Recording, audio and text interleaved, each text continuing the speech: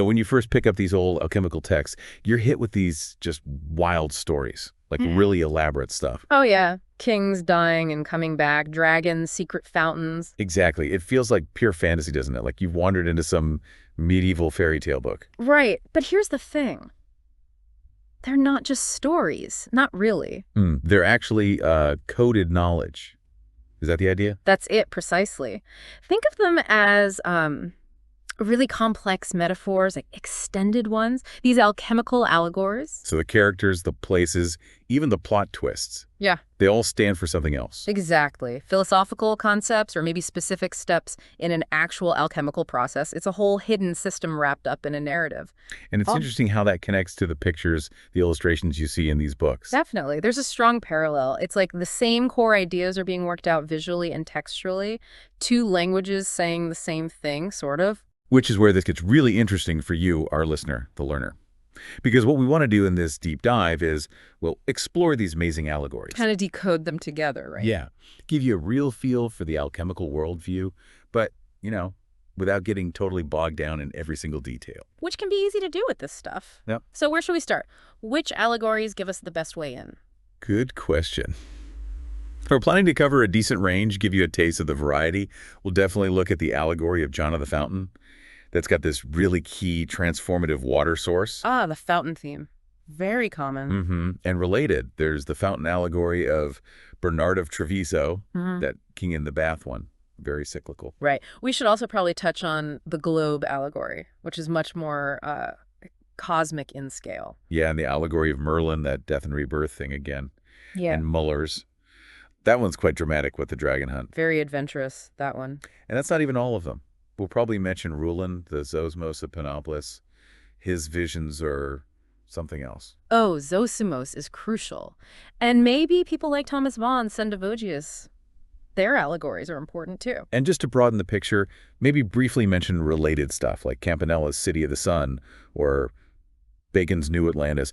They aren't strictly alchemy, but they use that allegorical method. Good idea. And even later things, like Novalis or the Mystic Tower, it shows how the tradition continues. So yeah, quite a journey ahead.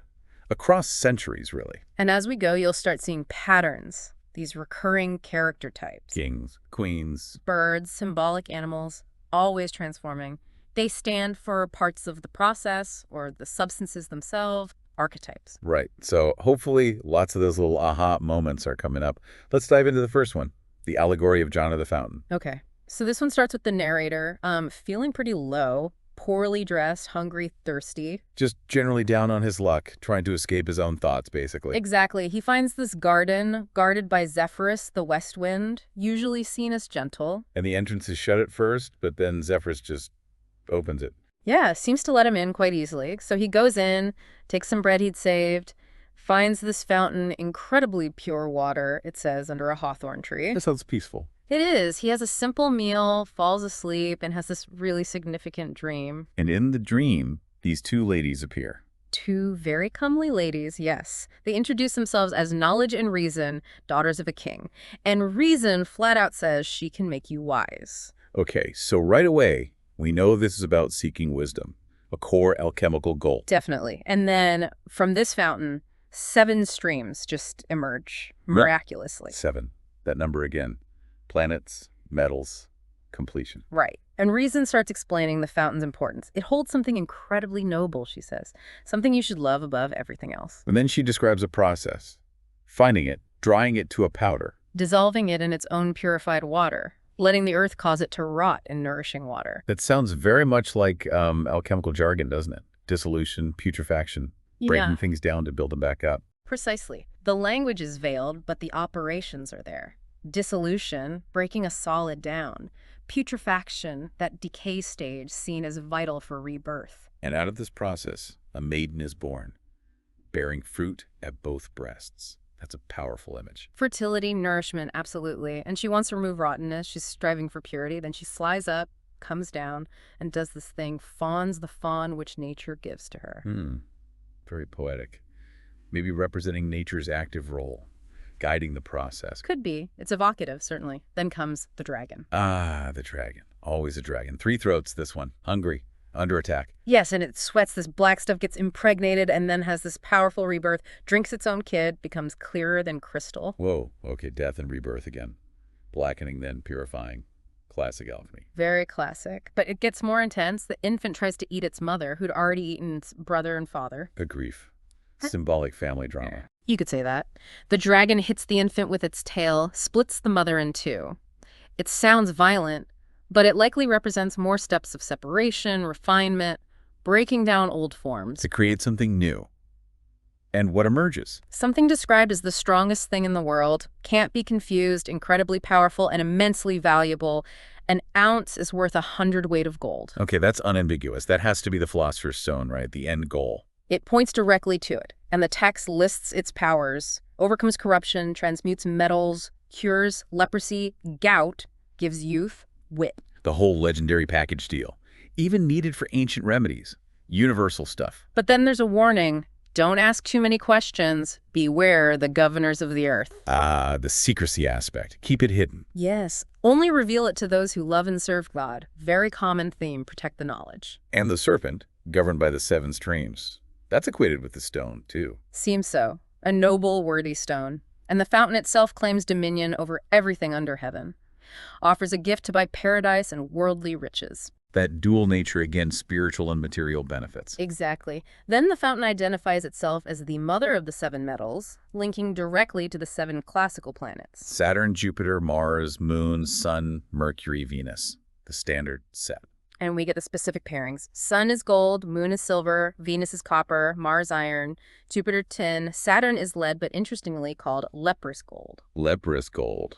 Indicating its impurity, I guess. Its base nature, yeah. And Mercury is argent vive, quicksilver, the mother of metals, the one that can perfect the others. So the allegory says you need to seek out Mercury Mm-hmm. and use sublimation. Yes, to make the mercurial medicine. Sublimation purifying by vaporizing and condensing.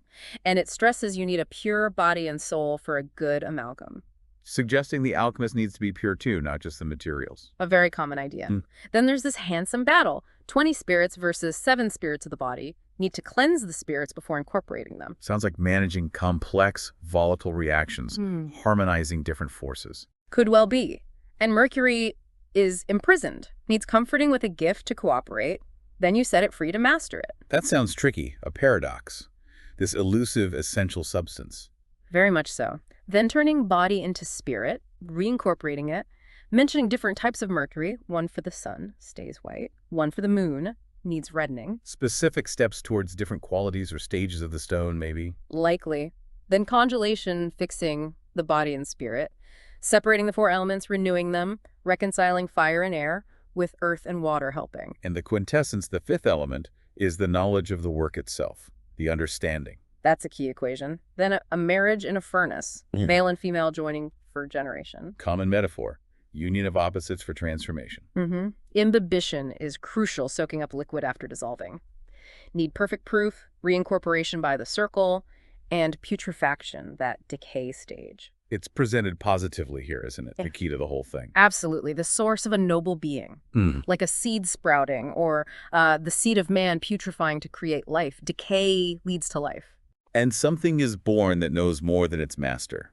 Fed by the elements, now grown great. Yes. 5 things that look different, but are one substance. The child eats the mother, destroys the father, finds flour, milk, fruit, blood all together, makes blood from milk. Wow. More intense symbolic transformation, interconnectedness of everything. Then passing the pass where many stop, the point of failure for many alchemists. But if you get past it, you reach the perfect fruit, the elixir, the stone.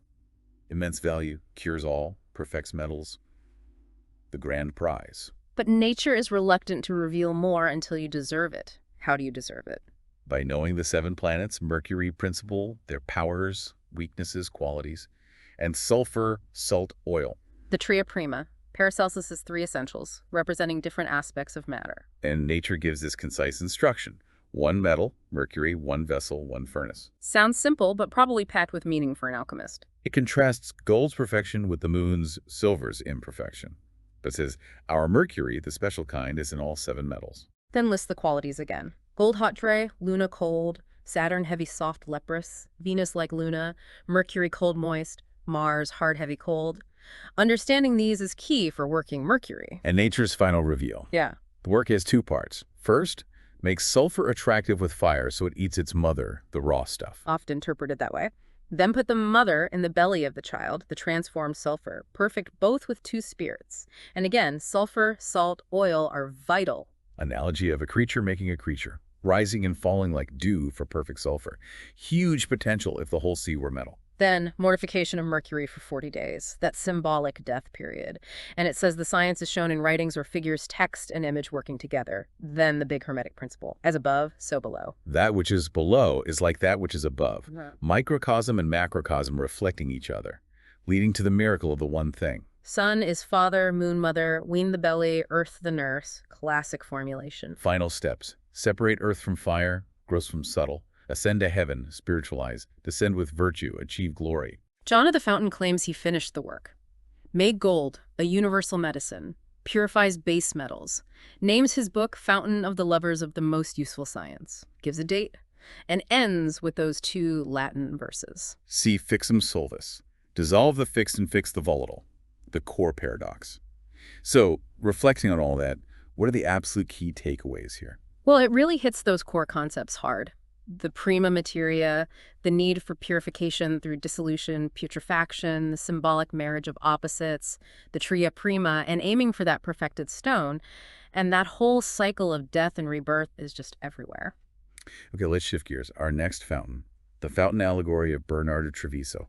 How does this one start? Bernard's already somewhat learned in alchemy, but he's looking for company, peers. He hears about this amazing scholar in Apulia, India. Right, and this scholar offers a prize for debate, a book made of gold. Pure gold, yes. Quite the incentive. Bernard takes part in the debates, wins, and gets this golden book from the philosophy faculty. So, seeking reward after his hard work, he finds another fountain.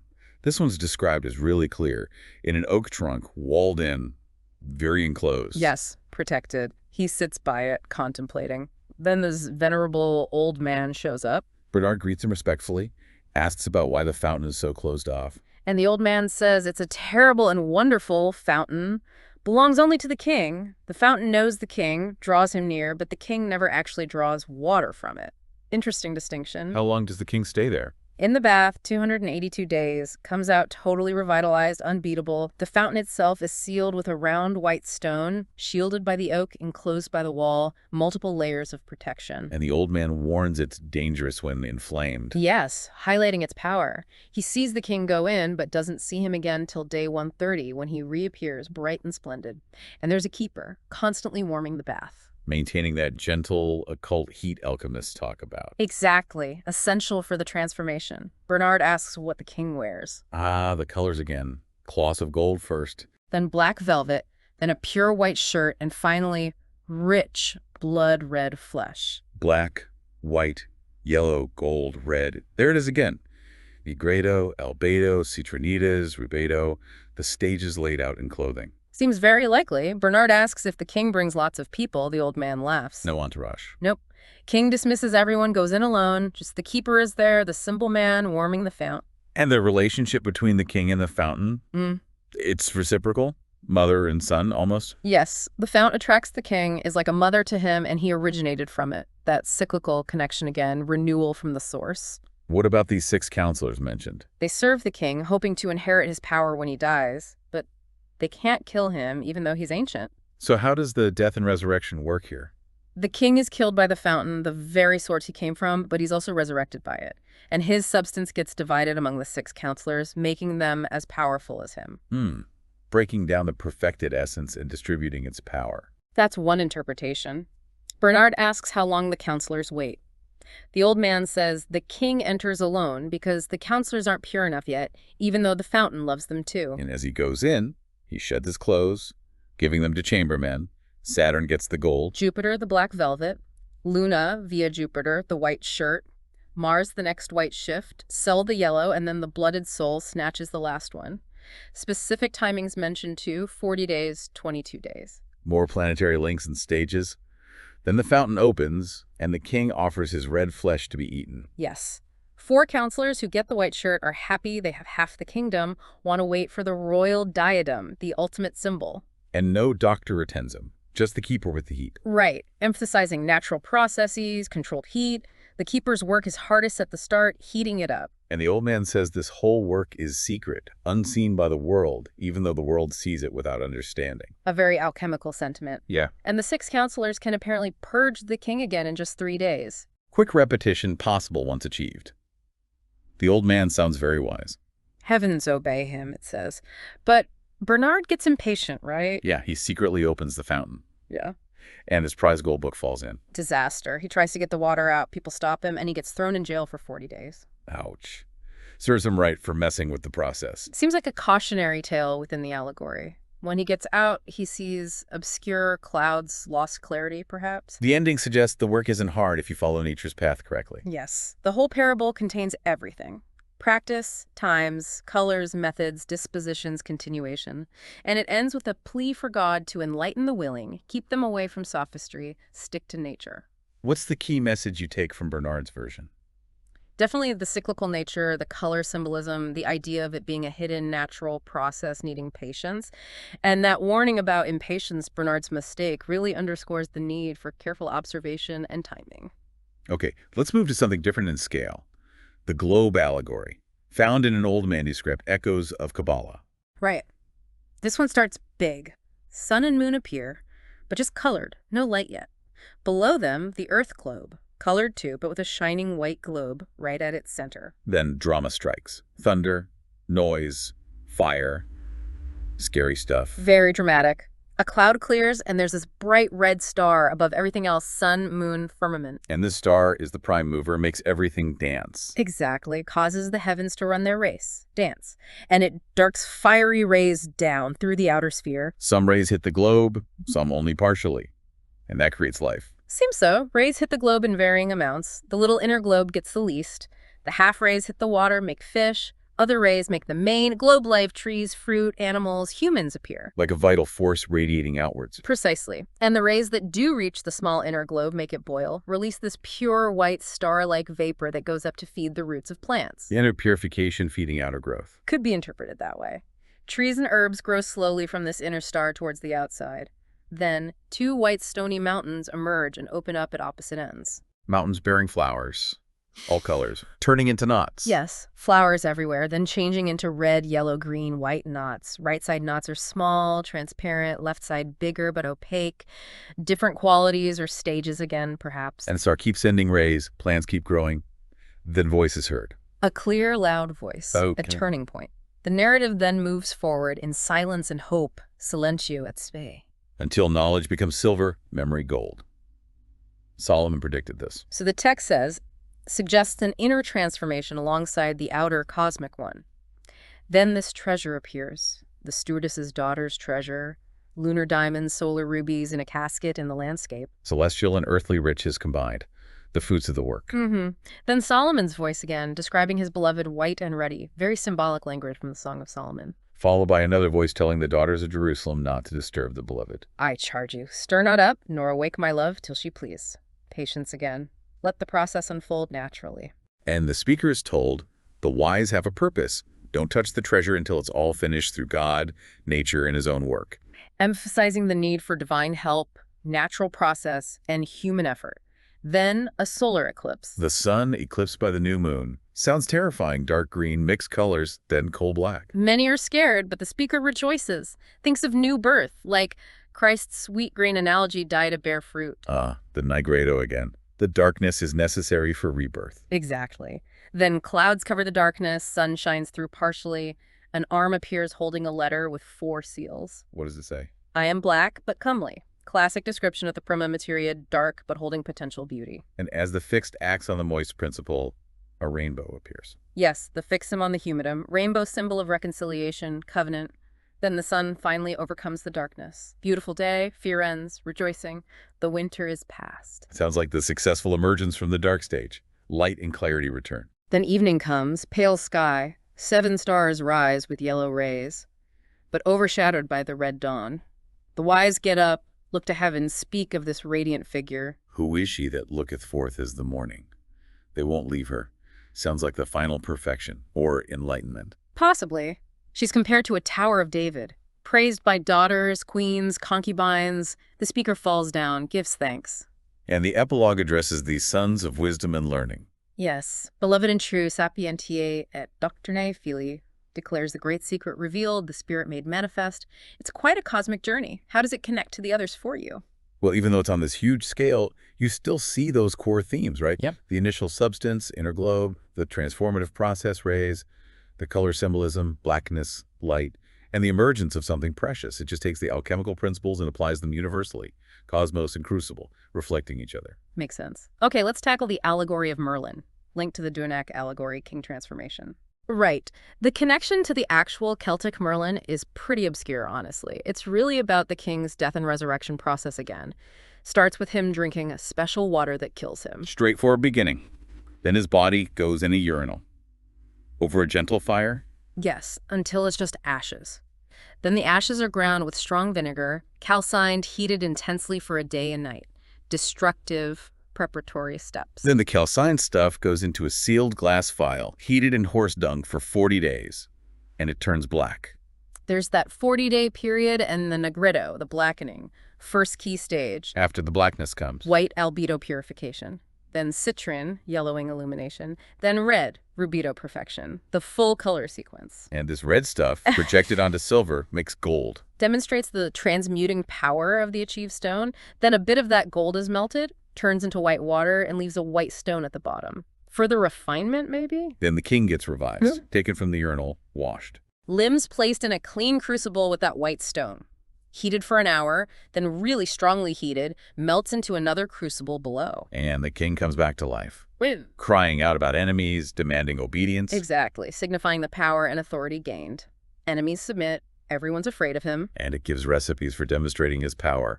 Mercury with his hair or blood makes a stone. Yes. And projecting that stone onto purified Saturn, lead, changes, it somehow details missing though. Oh, yeah. 1 part stone on 10 parts Venus, copper, creates uniform goodness and color, perfects and harmonizes. What about mixing the powdered stone with salt and gold? Melted, salts dissolved, projected into goat's cream makes something good for all things. Universal medicine aspect again. Interestingly, it says the treatise is important for fools, but not wise men. Calls it the royal way of 3 days. Little labor, great reward. Yeah, that's a curious comment. Maybe hinting at a simpler, more direct path hidden within. It ends by glorifying the creator for teaching transmutation, activating hidden powers. How does this death resurrection compare to others? It feels very direct here. The king literally dies, body processed through colors, then revived. It strongly echoes that core idea. Break down, completely, purify through stages, colors, then rebuild into something more powerful. Agreed. It's a very clear, if symbolic, depiction of that central alchemical cycle. Okay, next up, Muller's allegory. From a letter, sounds like he's giving a taste of the practical side. Yes, Muller assumes alchemy is real, based on authorities, and wants to get practical. Imagines himself ready to do the work, and it involves a dragon. Of course, an ugly, venomous flying dragon in a Neptunian mountain cave. And you need its living blood. Absolutely essential for the great work, he says. And the seeker needs incredible courage, like Hercules getting the apples or Jason's cunning with Medea, to master this beast and get its strongest poison. Sounds dangerous, highlighting the challenge of getting the right starting material. Very much so. And the true venom, once you get it, will be sky blue in the open air. But handle with extreme care, it's subtle, penetrating. Seal it tight. After the dragon blood, where next? To another huge mountain, this one dedicated to the Virgin Mary. It's a gaz-suflacium, a treasury for broken, waned moons. Broken moons, what could that mean? Discarded silver, imperfect lunar stuff. Seems plausible. Despite sounding fabulous, he says you'll be welcomed, especially if you want the treasure, these moon fragments obtainable for a small consideration. Final step. To the Cyclops Forge, when Vulcan's out. Gotta catch him when the boss isn't looking. There, you beat this old fragment the moon stuff into leaves on their anvils. He says the moon metal needs their help to be tempered, stop it flying away. Wow, that is very action-packed. Dragon slaying, mountain climbing, sneaking into a forge. It really emphasizes the dynamism and maybe the perceived danger of the work, getting that vital essence, processing the lunar material. It's quite a quest narrative. Definitely paints a vivid picture. Now for Rullin's allegory, from his famous dictionary. Starts with the narrator asleep, having a vision. A big vision. 15-foot statue of a handsome old man. Silver hair, turquoise eyes with fiery carbuncle centers, gold lips, pearl teeth, ruby body. Impressive. Sounds like it. And holding globes, earthly and celestial. And a diamond key. Left foot on earth globe, right hand poising celestial globe, left hand holding a rough diamond key. Symbolizes mastery over both realms, holding the key to knowledge. And this figure is the genius of the sages. Leads the narrator on a trip. Through air, fire, the heaven of planets, then beyond in a whirlwind, depositing him on an island in a sea of blood. A sea of blood. Warm, living, vibrating. Yes. Agitated by a gentle wind. Narrator's amazed. Suddenly, lots of people appear. He tries to hide in a jasmine bush. But the smell makes him sleep, and he gets caught. Exactly. The tallest figure demands why he's there, coming from the Low Country. He explains he was transported. And the figure's attitude changes. Welcomes him as guided by their genius. Immediately. Greets him with their custom. Lie on back, then belly, then stand up. Ritualistic. Suggests a structured hierarchical society. Then the commander offers to take him to Emperor Hagazistar. Apologizes for no carriage. Yeah, it's a legal way. He describes the emperor's power 7 kingdoms, lives in the central one. 7 again. As they walk, the narrator struggles with walking on the flowers. Beautiful flowers everywhere. Commander asks if he's afraid of harming them. And he says no. He knows they don't have souls, but they're rare. Like flowers from home, he doesn't want to crush them. Shows a sensitivity to nature, even in the symbolic realm. Respect for beauty. This whole encounter feels very much like being initiated, guided towards higher knowledge by authoritative figures. Absolutely. The grand statue, the journey, the emperor's court, it all points to the elevated, profound wisdom sought in these traditions. Okay, final stop for this dive. Yeah. The allegories of Zosimos of Panopolis. Starting with his dialogue with Thalia, she shows him a spermatic substance. Yes, which she identifies as the first matter, the true sperm of the world. Invisible, rarely found. And she argues the world isn't dead, it needs an active, intelligent life god, basically to hold it all together. Using analogies, water needs earth, air needs water, fire needs air. God uses these connections to unite elements into a cosmic sperm. She talks about a specific viscous, slimy water needed for magic, coagulating into metals with little heat, like egg whites thickening. And instructs Eugenius, Zosmos, to get water from the mountains of the moon, boil it down to white and red earths. Feed it with air of fire and fire of air to get the 2 magical luminaries, alchemical sun and moon, likely. Then, as a reward, Thalia leads him to her school, beyond normal understanding. Past diamond salts, an adamant cube rock, base for a fiery pyramid, to a portal.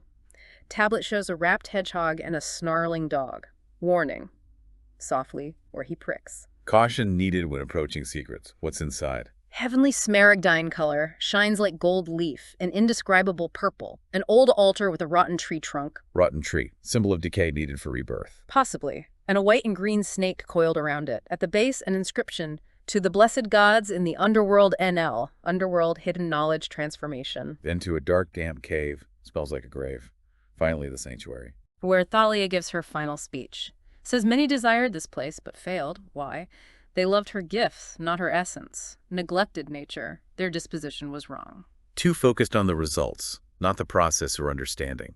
Like courtiers seeking gain. Exactly. They didn't get her plainness, but Eugenius was patient, shared her humor, so she rewards him with her love, key, seal, power to access and protect knowledge. Grants him freedom to explore, but warns him.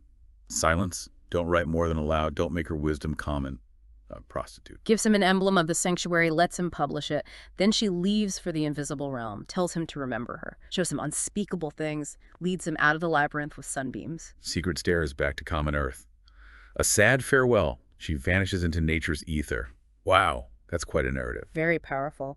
Then there's Zosimos' other vision, boiling place, coppermen. One holds a lead tablet. Advice for those in mortification. Be calm, write, look up till your grapes grow, though the work bears fruit.